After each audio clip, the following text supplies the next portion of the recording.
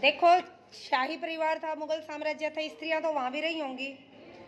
स्त्रियों की भूमिका पूछी उन्होंने, क्या स्त्रियां वहां पर कोई भूमिका अदा करती थी या साइलेंट बैठी रहती थी या उनका कोई इंटरफेयर नहीं था। इस तरह से मुगल परिवार में बादशाह की पत्नियां और उपपत्नियां, उनके नजदीकी और दूर के रिश्तेदार,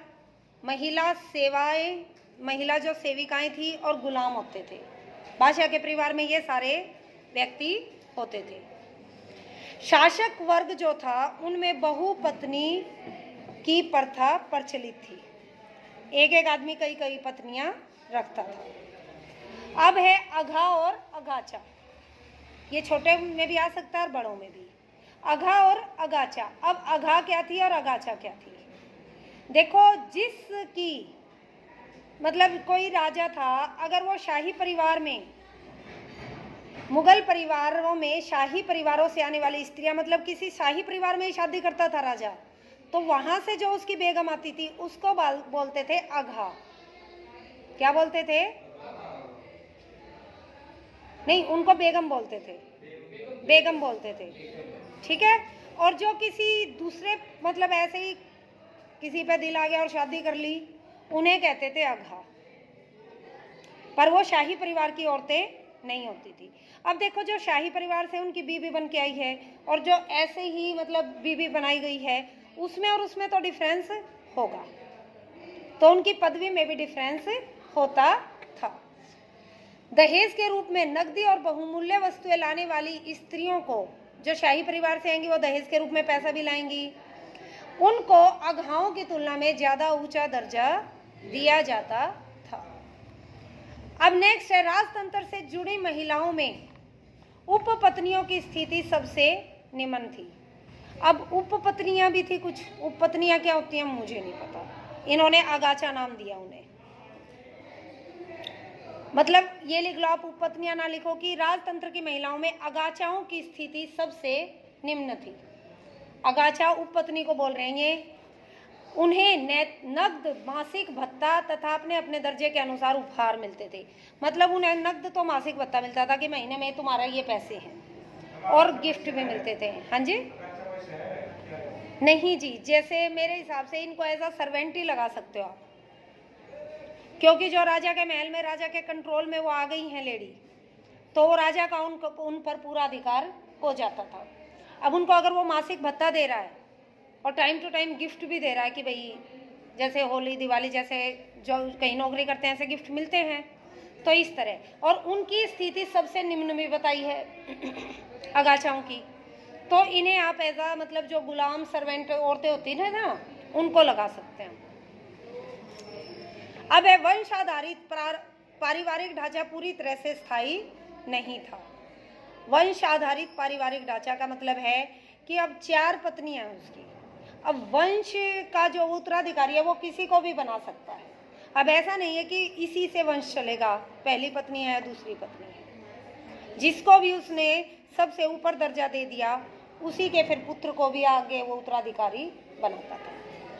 यदि पति की इच्छा हो तो उसकी 4 पत्नियां न हो तो अघा और अगाचा को भी बेगम की स्थिति मिल सकती थी। अगर 4 पत्नी, मुसलमानों में 4 शादियां करना मतलब कानूनी है। उन्होंने कही है कि अगर बाई चांस उसकी 4 पत्नियां ना ही हो, जो बेगम ना हो, 4 कोई भी बेगम ना हो, मर गई हो, ना ही हुई बनी हो, शादी ना की हो, तो कोई अघा हो, और अघा भी ना हो तो चाहे कोई अगाचा हो, मतलब वो उसे भी अपनी रानी का दर्जा दे सकता था। ऐसी स्त्रियों को प्रेम और मातृत्व विधिवत रूप से विवाहित पत्नियों के दर्जे तक पहुंचाने में महत्वपूर्ण भूमिका निभाते थे। मतलब अगर अघा और अगाचा को बेगम की स्थिति तक जाना होता तो उनके लिए क्या चाहिए था? उन्हें एक तो राजा उन्हें प्यार करे, और दूसरा मातृत्व, मतलब वो उसके बच्चे की माँ हो। बच्चा पैदा होएगा तो उसका मोह ज्यादा होएगा बच्चे में। भाई हो सकता है उनको बेगमों को ना हो, भाई मेरे पास बच्चा है, तो फिर वो उसको बेगम का दर्जा दे सकता था, मतलब कोई रोक टोक नहीं थी। अब नेक्स्ट है गुलाम। पत्नियों के अतिरिक्त मुगल परिवार में अनेक महिला और पुरुष गुलाम भी होते थे। जो गुलाम होंगे बेटा, एक तो सिंपल नौकर होते थे जो रानियों के साथ रहते हैं, जैसे दिखा देते हैं कई बार, वो रानियों के साथ एक दो वो घूमती रहती हैं लेडी, और एक गुलाम होता है बिल्कुल जो सिर झुका के गेटों के बाहर खड़े रहते हैं, वो अलग सिचुएशन है। और जो अगाचा है वो शायद जो उनके साथ घूमती रहती थी ना रानियों के साथ, वो होती होंगी। तो जो गुलाम होते थे वो महिला भी हो सकती थी और पुरुष भी हो सकते थे। वो साधारण से साधारण कार्यों से लेकर, गुलाम जो है साधारण से साधारण कार्यों से लेकर और कुशल से कुशल बुद्धिमान काम, निपुण काम, सारे काम वो करते थे।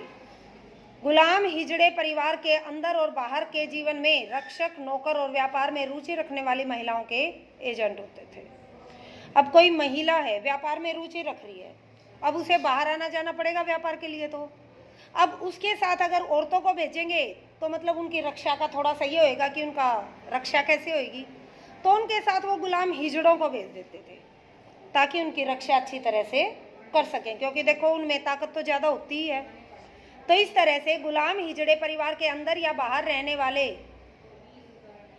के जीवन के रक्षक होते थे, नौकर होते थे, और व्यापार में रुचि रखने वाली महिलाओं के एजेंट भी होते थे। वित्तीय संसाधनों पर नियंत्रण। अब इन्होंने कहा है कि औरतों का वित्तीय संसाधनों पर, पैसे पर कितना नियंत्रण होता था।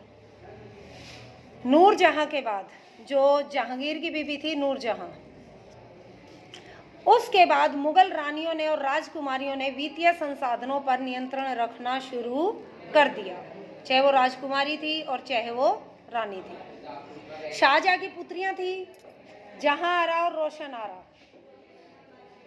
उन्होंने ऊंचे मनसबदारों के समान वार्षिक आय लेते थे। मतलब मनसबदार अभी मैं तुम्हें पढ़ाऊंगी।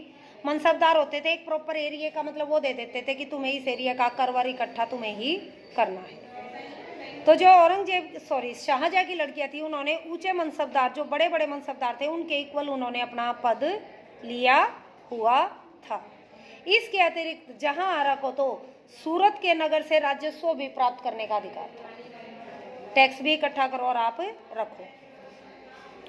यह बंदरगाह नगर विदेशी व्यापार के लिए महत्वपूर्ण केंद्र था। देखो इन्होंने सूरत का नाम इसलिए लिया स्पेशली क्योंकि ये बंदरगाह थी और यहाँ से व्यापार ज्यादा होता था, और जहाँ से व्यापार ज्यादा होगा वहां से टैक्स भी ज्यादा आएगा।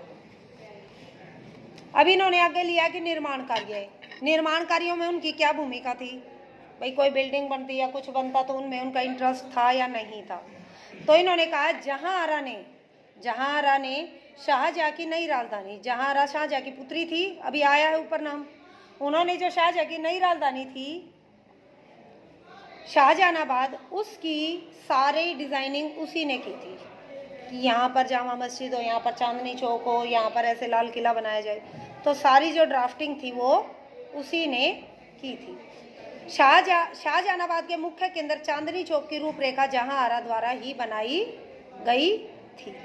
उसने अपने लिए एक 2 मंजिला भवन और कारवाई, मतलब इतना ही लिख लो कि ड्राफ्टिंग वो लोग मतलब करते थे, इंटरेस्टेड थे वो लोग, इतना बहुत है।